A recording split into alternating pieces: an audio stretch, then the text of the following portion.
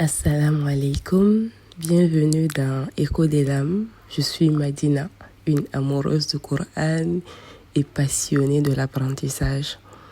Bienvenue dans cet espace où nous explorons des sujets profonds et inspirants pour nourrir notre foi, élever nos âmes et éclairer nos vies.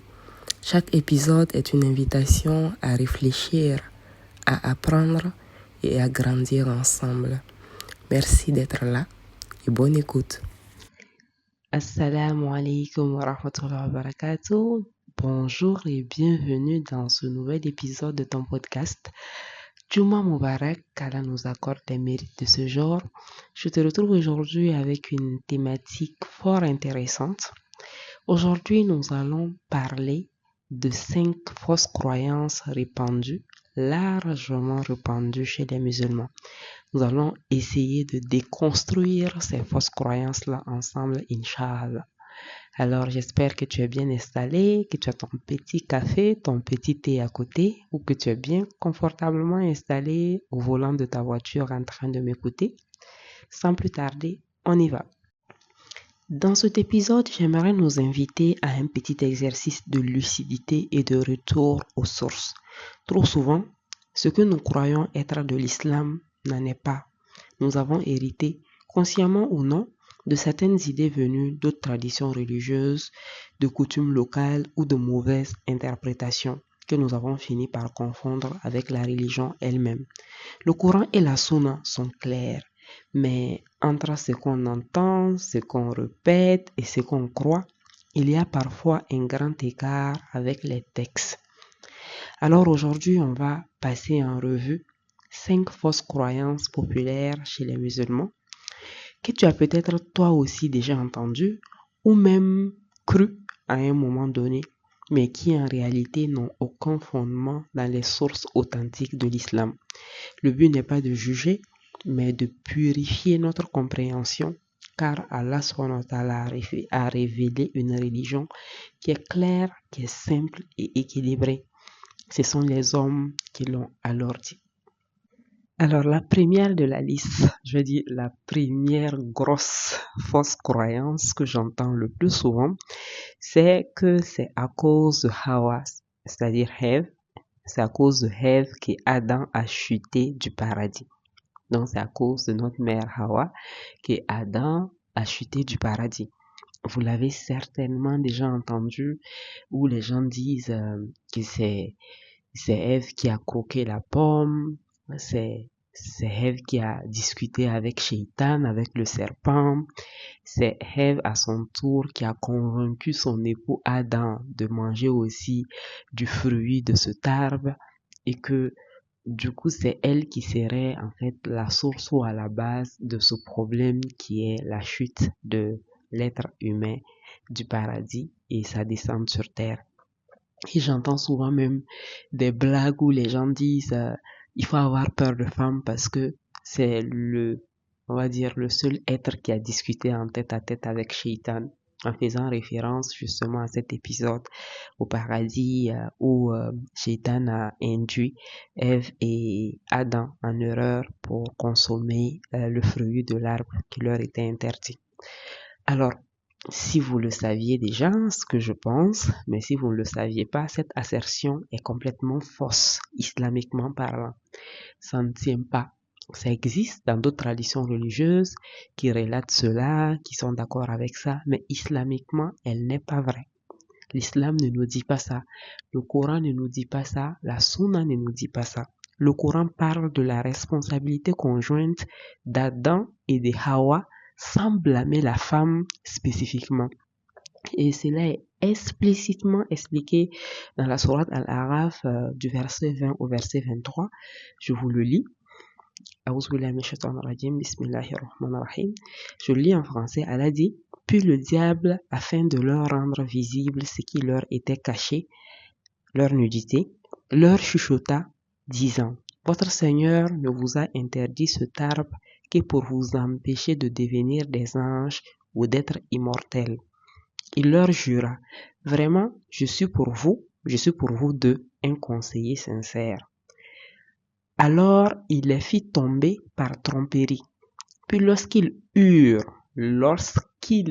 au pluriel, eurent goûté à l'arbre de leur nudité, leur devinrent visibles. Et ils commencèrent tous deux à y attacher des feuilles du paradis. Et leur Seigneur les appela. Ne vous, au pluriel, ne vous avais-je pas interdit cet arbre? Et ne vous avais-je pas dit que le diable était pour vous un ennemi déclaré? Tous deux dirent, ô notre Seigneur, nous avons fait du tort à nous-mêmes, et si tu ne nous pardonnes pas et ne nous fais pas miséricorde, nous serons très certainement du nombre des perdants. Donc, tout au long de ces versets, Allah subhanahu wa ta'ala parle de Adam et de Ève, que ce soit dans leur interaction avec Shaitan, dans le méfait qu'ils ont commis, ou dans le fait que Allah même, en fait, les gronde, entre guillemets, ou dans le fait qu'ils demandent pardon à Allah. Tout est dit et tout est fait au pluriel. À aucun moment, une responsabilité quelconque n'est imputée à Ève, c'est-à-dire à Hawa. Donc, qu'on nous décharge, nos femmes, de quelque chose qu'on n'a pas porté, de quelque chose qu'Allah n'a pas mis sur notre dos, et surtout que nous-mêmes, en tant que femmes, on se décharge d'une responsabilité qu'on veut nous faire porter parce qu'elle est beaucoup trop grande et beaucoup trop grosse. Et dans certaines traditions religieuses, on va jusqu'à dire que c'est à cause de ça que la femme a ses menstrues par mois et qu'elle ressent des douleurs pendant ses menstrues ou pendant l'accouchement, un peu comme pour expier en fait ce péché. Islamiquement, ça ne tient pas la route. Chez nous, c'est pas du tout le cas, c'est pas du tout vrai. C'est une responsabilité commune des deux qui ont été trompés, induits en erreur, comme dit dans les versets, par le shaitan, et les deux sont tombés dedans et les deux se sont repentis et Allah a pardonné les deux. Donc, je pense que là, ça doit être assez clair maintenant. On passe au deuxième point. La deuxième fausse croyance que j'ai relevée, c'est qu'on dit que Shaitan, c'est-à-dire Iblis, on dit que Shaitan, Iblis, était un ange. Il y a beaucoup de personnes qui pensent, beaucoup de musulmans qui pensent que Shaitan était un ange qui vivait au paradis avec les anges et que de par sa désobéissance à Allah subhanahu wa ta'ala, il a chuté et Allah l'a banni. Il est devenu en fait Satan, c'est-à-dire le rebelle, le banni. Alors islamiquement aussi, ça c'est faux, c'est pas vrai. Le Coran est clair, Iblis était un djinn, c'était un génie et non un ange, et cela est dit dans la sourate Al-Kahf, verset 50, où Allah dit, et lorsque nous dîmes aux anges, prosternez-vous devant Adam, ils se prosternèrent excepté Iblis, qui était du nombre des djinns et qui se révolta contre le commandement de son Seigneur. Donc, en fait, celui qui s'est rébellé, ce n'est pas un ange. De toute l'histoire, on n'a jamais vu un ange se rébeller. Il y a certains savants qui soutiennent d'ailleurs que les anges n'ont pas la possibilité de désobéir et qui sont créés uniquement pour obéir. Allahu Alam, mais ce qui est sûr, Shaitan, c'est un djinn, et dans les histoires, il y a certains savants qui disent que c'est un djinn qui vivait sur terre et qui adorait tellement Allah, qui était tellement pieux, qui s'est tellement rapproché d'Allah par son adoration, qu'il a été élevé en fait au niveau de ses anges, et il était parmi eux, il adorait avec eux et tout. Et finalement, sa nature l'a rattrapé à travers son orgueil qui a fait de lui le rebelle qu'il est aujourd'hui, qu'Allah nous préserve contre lui. Donc, on passe au point suivant, la troisième fausse croyance. Le voile, c'est-à-dire le hijab, n'est pas une obligation. Il y a vraiment des musulmans qui pensent que c'est un choix pour la musulmane de décider de porter le voile ou pas. C'est pas une obligation. Ce qui est faux. Le voile est une obligation islamique. Il y a des prescriptions dans le Coran où Allah nous enjoint de faire telle ou telle chose, comme il nous enjoint de faire la prière, de donner la zakat, d'obéir et d'être bienfaisant envers nos parents, de ne pas calomnier, de ne pas ceci. Donc, à l'instar de toutes ces prescriptions, le voile aussi est une prescription qui est clairement faite dans le Coran, qui est une obligation pour la musulmane, Voilà. Mais ça ne veut pas dire que si tu ne portes pas le voile, tu n'es pas musulman. Il y a des musulmans qui mentent. Voilà, mentir, c'est interdit en islam, mais il y en a qui mentent, mais ils restent musulmans pour autant. C'est un péché. Donc, si tu ne le fais pas, c'est un péché comme celui aussi qui est musulman, qui calomnie, comme celui qui est musulman, qui n'est pas bienfaisant envers ses parents, qui coupe ses liens de sang, ainsi de suite. Mais ça reste une obligation qui est transgressée. Donc le voile est une obligation clairement dans le Coran. Et c'est dit dans la sourate 33, verset 59, où Allah dit: Ô prophète, dis à tes épouses, à tes filles et aux femmes des croyants de ramener sur elles leur grand voile. Elles en seront plus vite reconnues et éviteront d'être offensées. Dieu est pardonneur et miséricordieux. Il y a également dans la sourate 24, verset 31, où Allah en parle également, dans d'autres hadiths authentiques qui établissent que la pudeur vestimentaire, incluant le hijab, est une prescription pour les femmes croyantes. N'en déplaise à ce que des orientalistes ou des personnes que vous voyez sur des plateaux de télé essayer de vous faire croire. Allez-y dans votre Coran, cherchez, vous allez voir, allez-y dans la Sunna authentique, vous allez voir que c'est vraiment une obligation, qu'Allah nous le facilite à tous et que celles qui sont déjà dedans, qu'Allah puisse nous permettre de perdurer dedans et de nous parfaire dedans, celles qui y aspirent, qu'Allah le leur facilite. Voilà, en tout cas, ce n'est qu'un bienfait. Si c'est une obligation prescrite par notre Seigneur, c'est que c'est un bienfait pour nous.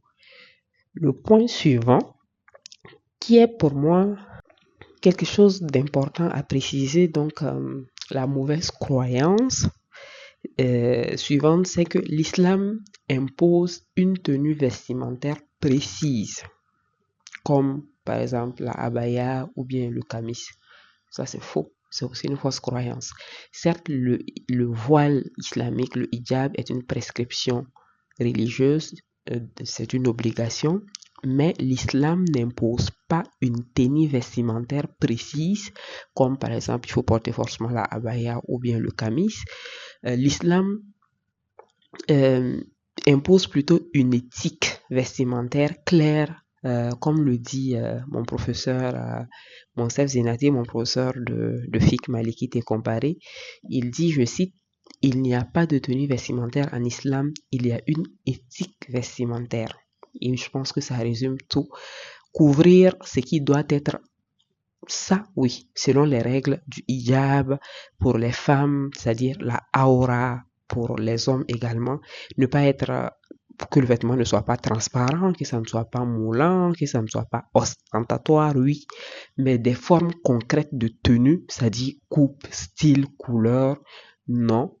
Lorsqu'on regarde dans les textes religieux, que ce soit dans la Sunna authentique ou bien dans le Coran, il n'y a rien qui dit qu'on doit tous s'habiller en abaya, on doit tous s'habiller en noir, qu'on doit forcément porter des tissus qui ressemblent aux tissus des femmes du Maghreb ou de l'Arabie Saoudite, que les hommes doivent porter des boubous qui ressemblent à ça, non. Non, non, non, c'est parce que l'islam nous dit, l'islam nous transmet ou nous impose plutôt une éthique vestimentaire. Et cette éthique-là, en gros, il faut respecter la aura de la femme en s'habillant, et ce qu'on porte ne doit pas être transparent, ne doit pas être moulant, ne doit pas être ostentatoire. Maintenant, les coupes, les styles et les couleurs peuvent varier selon les cultures. Et tant que l'éthique islamique est respectée, voilà, il n'y a pas de problème. Il y en a qui sont... je vois des vidéos tellement aberrantes souvent sur les réseaux sociaux où on met des croix sur les dames parce que il y en a même qui sont habillées jusqu'à elles portent le niqab, voilà, qui reste quand même aussi une sunna, mais pas une obligation. Mais malgré le niqab, là, on va mettre croix dessus parce que ce qu'elle a porté n'est pas noir, subhanallah. C'est du hors sens en réalité, c'est des gens qui projettent une telle mauvaise image de la religion musulmane. En réalité, cette histoire de couleur est tellement relative. Il y a des pays dans lesquels les gens s'habillent en couleurs très vives, comme en Afrique ici, quand tu vas au Sénégal ou dans d'autres pays.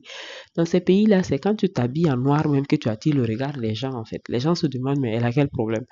Alors que le hijab est censé justement permettre aux gens de baisser le regard et de ne pas te regarder. Donc si toi tu t'habilles en noir pendant que tout le monde s'habille en couleur parce que c'est la culture en vogue là-bas, finalement, c'est toi qui vas attirer le regard des gens par ta façon de t'habiller d'une certaine manière. Donc, c'est pas la couleur en soi qui est problématique, c'est l'intention qu'il y a derrière et c'est la culture aussi en vigueur dans là où tu es. Dans le cours dans un des cours de mon professeur, il a dit qu'il y a un savant qui s'était habillé en veste pour aller à une conférence, voilà, une conférence islamique. Et après, quand il a fini d'animer la conférence, il y a un de ses élèves qui lui ont demandé, genre, ya Oustaz, façon tu es habillé là, c'est pas la sunna ça, tu vois. Tu n'es pas en boubou, tu n'es pas en camise, tu n'es pas en ceci, mais tu es en veste. Et voilà, Jean, il lui a dit en gros qu'il n'est pas habillé comme le prophète en fait se serait habillé. Et le cheikh lui a répondu que le prophète s'habillait comme Abu Jahal. Abu Jahal, c'était un mécréant farouchement opposé au prophète qu'il a combattu et qui a fait tellement de mauvaises choses à tel point qu'il y a des versets contre lui dans le Coran. Mais l'habillement du prophète n'est pas différent de l'habillement d'Abu Jahal en fait, au temps du prophète. Donc c'est pour dire que c'est une question de culture. C'est pas l'islam qui a envoyé une telle façon de s'habiller. L'islam a mis une éthique dans la façon de s'habiller. Ils n'ont pas changé la matière, ils n'ont pas changé les coupes. Ce qui ne couvrait pas la aura, ils ont ajouté. Ce qui ne devrait pas être, ils ont enlevé. C'est tout. Il y a juste une éthique derrière. Donc les musulmans et les non-musulmans au temps du prophète s'habillaient de la même manière pratiquement, juste qu'il y avait une éthique derrière ou un plus derrière la façon de s'habiller des musulmans parce qu'ils savaient qu'il y avait des limites à ne pas dépasser en termes de aura et tout. Donc je pense qu'on devrait se lâcher un peu les baskets sur cette question et permettre à chacun de pouvoir vivre son islam sans pour autant se dénaturer, se déraciner de ce qu'il est en tant que personne vivant dans tel ou tel pays et en telle ou telle culture pour finalement ne pas s'islamiser mais s'arabiser en allant copier même les us et coutumes et les habitudes des gens qui ne sont pas nécessairement la sunna du prophète Mohammed sallallahu alayhi wa sallam.